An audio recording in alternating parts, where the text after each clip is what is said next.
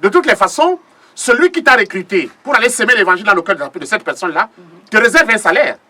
Ce n'est pas la brebis qui est ton employeur. Et le salaire vient comment? Non, le salaire vient de Jésus-Christ. Et c'est Jésus qui touche le cœur de cette personne pour qu'il te donne.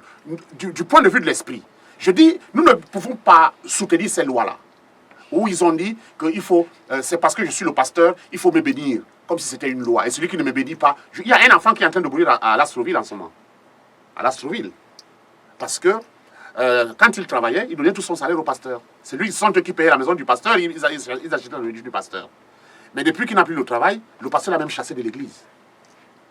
Est-ce que ça, c'est Jésus-Christ? Nous disons non. Mais qu'est-ce que Jésus veut qu'on dise? L'église primitive est le modèle du fonctionnement de l'église de Jésus-Christ. Retournons à l'église primitive et les pratiques de l'église primitive, nous allons les mettre en place et tout le monde va vivre. Qui t'a nommé pasteur?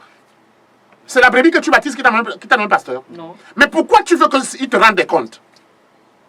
Regarde, dans une famille, je vais te prendre l'exemple d'une famille. Dans une famille, il y a une mère, il y a un père. Il y a l'aîné, il y a le deuxième, il y a le troisième, il y a le quatrième, n'est-ce pas? Mais est-ce que tous ont les mêmes droits? Tous n'ont pas les mêmes droits. Tous ont les mêmes droits. Mais pourquoi le pasteur doit avoir plus de droits que celui qui vient de baptiser? Alors que nous avons un seul Père, c'est Jésus. Pasteur, donc Maintenant, j'arrive. Il faut d'abord valider que tous ont les mêmes droits. Nous sommes d'accord?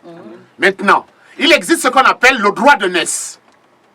Le droit de naissance qui t'appelle, toi, l'aîné, en responsabilité sur le cadet et qui appelle le cadet à l'obéissance sur l'aîné. Et par obéissance, l'obéissance fait naître l'amour. Et donc, par amour, vous allez vous partager. Et quand je parle du partage, je parle de l'amour, de l'unité. Ce n'est plus une loi fixée que, parce que je suis l'aîné, il faut que tu me donnes ton plat. Non. Et c'est ce qui se passe dans les églises mortes. Bon, moi, je continue à poser la question pour que, et moi, et tout le peuple, et toutes les personnes qui vont nous écouter soient éclairées. Là où je suis une brebis du Seigneur, je suis dans une église, j'ai un pasteur. Qu'est-ce que je comprends aujourd'hui? Je n'ai rien à donner à mon pasteur. Je vais à l'église, j'écoute la parole de Dieu. Je ne suis pas en train de dire que le pasteur demande. Je dis que quels sont mes droits? Moi, en tant qu'enfant de Dieu, qu'est-ce que je dois faire? Comment est-ce que je dois s'aimer dans l'église? Ou bien, est-ce que je ne peux jamais avoir à cœur un jour de bénir mon conducteur? Ou comment? Ce que tu vas faire, c'est ce qui est recommandé universellement, c'est ce qui est pratiqué dans l'église primitive. Matthieu chapitre 7, le verset 12, la Bible déclare à ce niveau-là que ce que tu veux que les hommes fassent pour toi, fais-le de même pour eux. N'est-ce pas? Si tu as des moyens et tu as devant toi des indigents, essaye de te mettre à la place de l'indigent et mets l'indigent à ta place et pose-toi la question, comment je voudrais que lui me traite? Et tu vas trouver le traitement que tu dois lui apporter. C'est tout.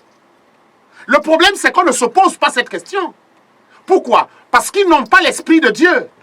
Le problème, c'est le Saint-Esprit. Il n'y a pas le Saint-Esprit. Ils n'ont pas le Saint-Esprit.